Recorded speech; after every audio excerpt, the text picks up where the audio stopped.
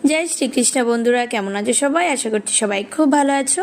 তবে আমি কিন্তু একটু মুড অফ হয়ে আছি তোমাদের সঙ্গে। কেন না, দেখো তো, আমার বার্থডে বলে কথা, জন্মাষ্টমীতে আমি এত সুন্দর করে সেজে গুজে আমি রেডি হয়েছি।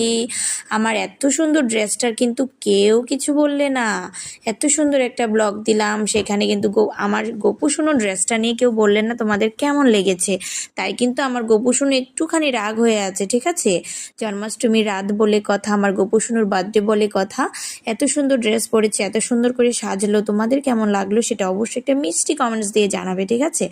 আর দেখো, খুব সুন্দর একটা ইয়াররিংস পরেছে আমার গোপু সোনো, তোমাদের কেমন লাগলো অবশ্যই জানিও। তখন বাজে জন্মাষ্টমীর রাত 12টা বাজে, ঠিক আছে? তখন আমার গোপু সোনো স্নান করে একদমই রেডি পুজোর জন্য।